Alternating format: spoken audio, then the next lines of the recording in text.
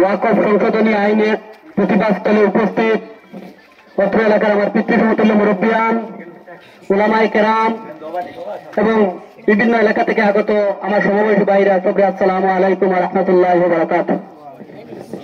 আপনারা জানেন আজকে কিতার লাগে আমরা এখানে আন্দোলনে লাগছি।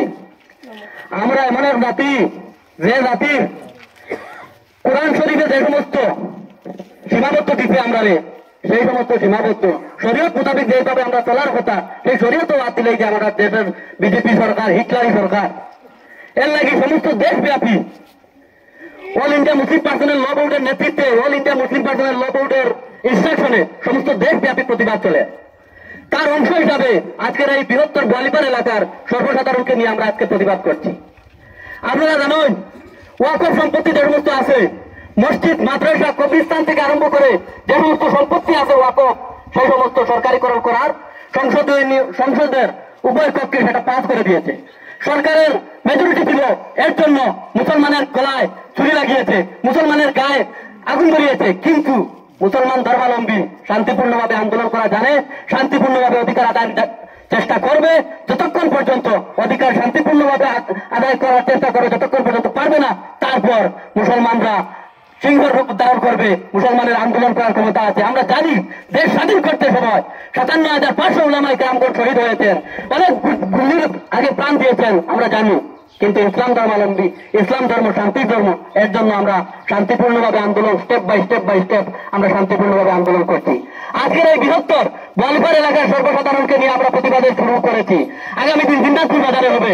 তারপর এখন অব্দি আমরা হাইলাকান্দি ডিস্ট্রিক্ট অ্যাডমিনিস্ট্রেটিভ একটা ডিসিশনের মাধ্যমে আমরা আজকের এই বার্তা মিডিয়ার মাধ্যমে যে জেলা শাসকের হয়ে আমরা ভারতবর্ষের রাষ্ট্রপতিকে জানাবো, আমরা এই আইনকে কালো আইন হিসেবে আখ্যায়িত করছি, এই আইনকে সংবিধানের পরিপন্থী হিসাবে ঘোষণা করছি, এই আইনকে গণতন্ত্রের পরিপন্থী হিসাবে ঘোষণা করছি।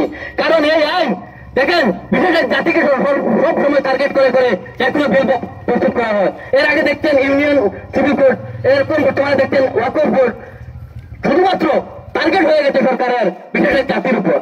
এর জন্য এখানে যদি বক্তব্য দেয় তাহলে সারাদিনই বক্তব্য শেষ হবে না। কিন্তু আজকের এই প্রতিবাদে যে সমস্ত মাইকের আওয়াজ যতটুকু পর্যন্ত যাচ্ছে, আমি সর্বসাধারণকে আহ্বান করবো, আগামী দিন অল ইন্ডিয়া মুসলিম পার্সোনাল ল বোর্ডের নেতৃত্বে যদি কোনো ধরনের আন্দোলন ডাকা হয়, না হয় অন্য ইসলামিক দল সংগঠনের নেতৃত্বে যদি কোনো ধরনের আন্দোলন ডাকা হয়, আপনারা আন্দোলনে অংশগ্রহণ করবেন। কারণ এক্ষেত্রে আন্দোলনের মাধ্যমে আমাদের মেসেজ যায় এবং সরকার এবং বিশেষ করে অ্যাডমিনিস্ট্রেটিভ তাকিয়ে থাকে যে এদের আন্দোলন কতটুকু গড়াবে, এদের আন্দোলন কতটুকু দূর যাবে। এর জন্য সর্বসাধারণকে অনুরোধ করবো, বর্তমানে আমাদের পিঠ দেয়ালে লেগে গেছে, বর্তমানে ওয়াকফ সম্পত্তিতে হাত দিয়েছে, তারপর ইমাম সিলেক্ট করে দেবে মসজিদে এসে, তারপর মাদ্রাসা কোন ধর্মের টিচার সিলেক্ট করে দেবে। বুঝতে পারছেন তো আপনারা, সবকিছু আর মিডিয়ার সামনে খোলাখুলি বলা যাচ্ছে না, যেহেতু সরকারিকরণ হয়ে গেছে। আপনারা দেখেছেন কত হাজার মাদ্রাসা বন্ধ হয়েছে, আপনারা তো দেখেছেন কয়েক মাস আগে কি হয়েছে আসামে।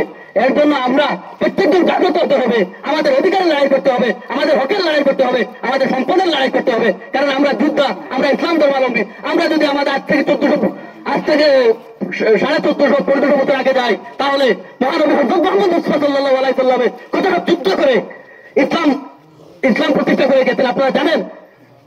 কতটা যুদ্ধ মহানবী হযরত মুহাম্মদ সরাসরি অংশগ্রহণ করেছিলেন। এর জন্য আমরা, আমাদের বংশধর, আমাদের পূর্বপুরুষ একজন যোদ্ধা ছিলেন। এর জন্য আমরা প্রত্যেকজন প্রয়োজনীয় শরীরের রক্তবিন্দু, সেই রক্তবিন্দুতে লড়াই করবো আমাদের হক আদায় করার জন্য, আমাদের সম্পত্তি আদায় করার জন্য, আমাদের যে সমস্ত অধিকার আছে সেই সমস্ত অধিকার আদায় করার জন্য। আজকে দেখেন ওয়াকফ বিল সম্পর্কে আমরা সবাই জানি, social media, electronic media, paper পত্রিকায় দেখেছি। এখানে অনেক বক্তারা বক্তব্য দিয়েছেন, বক্তব্য দীর্ঘায়িত আর করবো না। আপনাদের কাছে একটা করজোড়ে আহ্বান, আবারও আমরা আন্দোলনের ডাক দেবো। গোটা জিপি সহ গোটা দক্ষিণ হাইলাকান্দি নিয়ে একটা আন্দোলনের চিন্তাধারা আছে। আপনারা যেখান থেকে পারেন এই আন্দোলনে অংশগ্রহণ করবেন, কারণ এটা ইসলাম রক্ষার আন্দোলন, ইসলামিক সম্পদ রক্ষার আন্দোলন, কোরআন শরীফ রক্ষার আন্দোলন, বর্তমানে শরীয়ত রক্ষার আন্দোলন চলছে বর্তমানে এটা। এর জন্য সবার কাছে এই আহ্বান রাখি।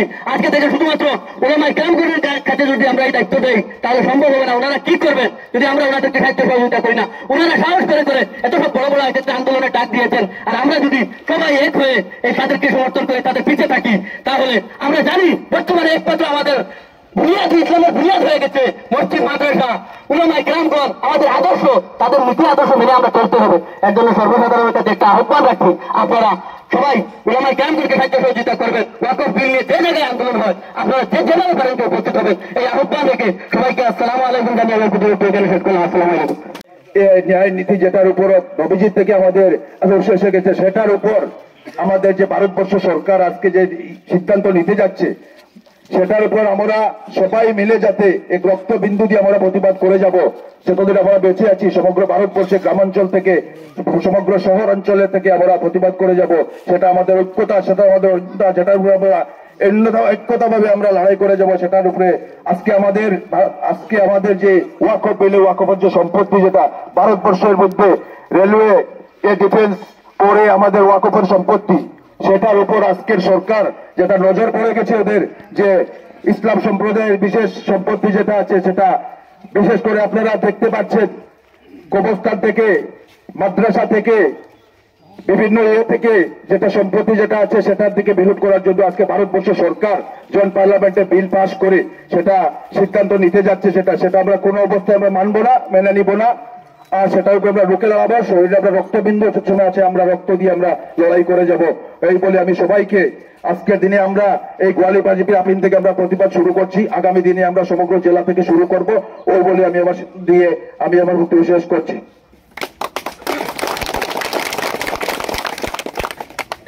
এখন আমাদের সম্মুখে জনাব আব্বাস উদ্দিন চৌধুরী মহোদয় এই সম্বন্ধে কিছু বলবেন। সম্মানিত আজকে এই আপিল রংপুরের সম্মানিত মুরব্বীগণ, যুবক ভাইয়েরা, আজকে আমরা ভারতের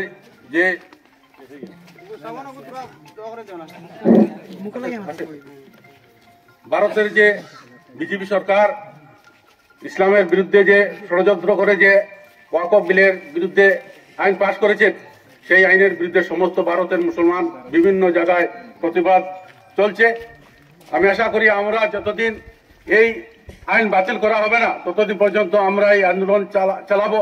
সমস্ত ভারতের মুসলমান বিভিন্ন রাজ্যের বিভিন্ন জেলার আজকে এই আপিন থেকে আরম্ভ হয়েছে, এর আগে অন্যান্য জায়গাতে আরম্ভ হয়েছে। আমরা সমস্ত জেলাতে একসঙ্গে হয়তো নির্বাচনের আগে সম্ভব না হতে পারে, সমস্ত জেলায় আমরা মিলিতভাবে একটা প্রতিবাদ গড়ে তুলব, যেটা সমস্ত ভারতের নজর থাকা প্রয়োজন হবে, দেখবে নাম ভারতের মুসলমানরা, আসামের মুসলমান তথা হাইলাকান্দির মুসলমান যেভাবে আন্দোলন ঝাঁপিয়ে পড়েছে, এই দেখে হয়তো ভারত সরকার তার সিদ্ধান্ত পরিবর্তন করবে, এই আশা রাখে আমি সবাইকে ধন্যবাদ জানিয়ে আমার সংক্ষিপ্ত বক্তব্য শেষ করলাম। ধন্যবাদ।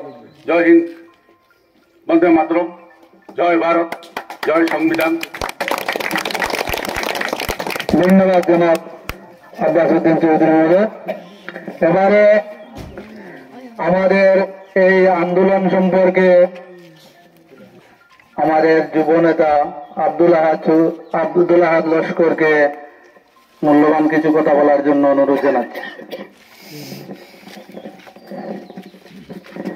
আজকে